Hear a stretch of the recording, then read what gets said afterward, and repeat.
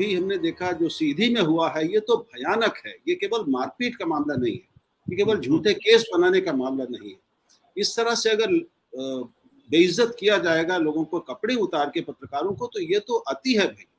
इस पर तो मैं पूरे समाज को खड़ा होना पड़ेगा और मैं आशा करता हूं कि ये सब जगह सीधे से लेकर दिल्ली तक ये हम सब लोग मिलकर कुछ कर सकेंगे। ये भयानक है, ये स्वीकार नहीं हो सकता। बिल्कुल। फिरदौस जी, मैं जानबूझ के पास आपके पास सबसे अंत में आया हूं, उसका कारण है, क्या ये सवाल सिर्फ पत्रकारों का सवाल है या हिंदुस्तान के किसी भी भारतीय नागरिक के साथ अगर ऐसा किया जाए तो आपत्तिजनक होगा? क्योंकि जो लोग पकड़े गए हैं, जिनके साथ जिनके कपड़े उतारे गए हैं, उनमें से ज्यादातर वो हैं जो पत्रकार नहीं है। तो क्या ये सिर्फ पत्रकारिता पर हमला है या कुछ और भी है? ये कौन सी मानसिकता है फिरदौस जी? देखिए, अभी एनके सिंह साहब ने संविधान की बात की। अब मुझे आजकल लगने लगा है कि संविधान सिर्फ मेरी दाल रोटी के लिए बचा है कि हम उसके प्रावधानों का इस्तेमाल करते हैं कोर्ट में और आर्ग्यूमेंट करते हैं और खुद ही खुश हो लेते हैं कि हमने संविधान की बात की। लेकिन जैसे कोर्ट रूम से बाहर निकलते हैं, हमको संविधान कहाँ है पता ही नहीं चलता।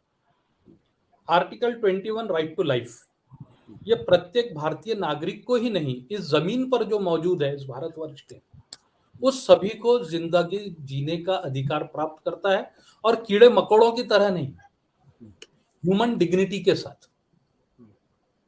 Without due process of law आप उससे नहीं ले सकते वो डिग्निटी।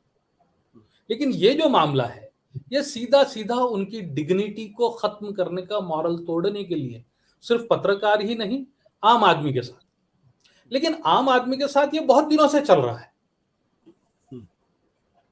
आज पत्रकार उनके साथ शामिल हुए इसलिए ये हाईलाइट हुआ है, वरना आम आदमी के लिए आज हम सोचते कहां है, कौन सोचता है? क्योंकि हमको आदत हो गई है आम आदमी को बेइज्जत होता हुआ देखने में। 26 जनवरी 1950 के बाद पुलिस वाले को किसी को लकड़ी भी हाथ में लेकर के डराने का अधिकार नहीं है, because it is intimidation unless he is committing some cognizable offence. लेकिन लॉकडाउन में हमने क्या देखा?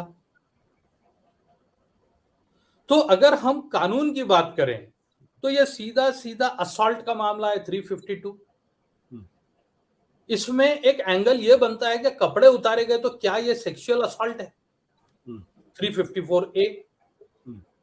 इंसल्ट 504, और सबसे बड़ी बात हर्ट, दे वर हर्ट।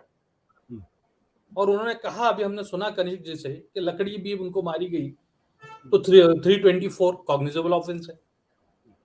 वीडियो बना के आपने सब तरह शाया किया उसको, 294।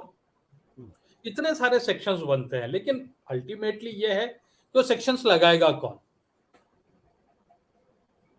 अब आज पत्रकारों पे हमला हुआ है, हमको गरिबान में झांकना होगा कि मेन स्ट्रीम का मीडिया इस चीज को कितना बता रहा है।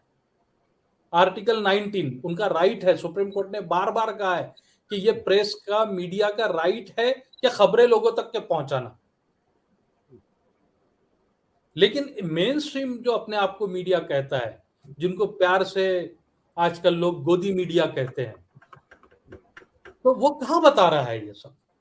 तो ये तो होना ही था जी। तो आप लोग समझ लीजिए, सारे पत्रकार लोग हैं, आप लोग समझ लीजिए, अगर आपको नेताओं से सवाल करने हैं तो आप आम कैसे खाते हैं, केला कैसे खाते हैं, आपने ये पूछना है। आप वादे पूरे क्यों नहीं कर रहे, आप काम क्यों नहीं कर रहे, या गलत काम क्यों हो रहे, ये नहीं होना चाहिए। उस दिन मैं साथ में थे। आप तो डरा रहे हैं, आप तो डरा रहे हैं हम लोगों को, हम लोग अपना काम नहीं करना बंद कर। आपको बता रहा हूँ जो हो रहा है रोज।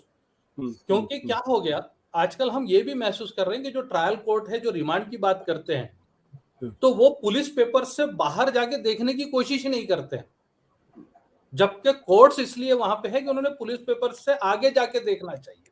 पर फिरदौस साहब, जो आपने जो तमाम सेक्शंस का आपने जिक्र किया है, अगर एक वकील होने के नाते अगर आप इस बात को कोर्ट में प्रेस करें, तो क्या इन पुलिस वालों के खिलाफ भी तमाम सेक्शंस लग सकते हैं, उनके खिलाफ ट्रायल हो सकता है? इमीडिएटली हो सकता है। इमीडिएटली सेक्शन 154 सीआरपीसी कहता है कि अगर पुलिस को जाके आप एफआईआर दीजिए, नहीं लेते हैं तो एसपी को बाय पोस्ट भेज दीजिए, वो भी नहीं करता है तो 156(3) में आप जेएमएफसी के पास में एक कंप्लेंट फाइल कर दीजिए। ही विल टेक कॉग्निजेंस, क्योंकि कॉग्निजेबल ऑफेंस है।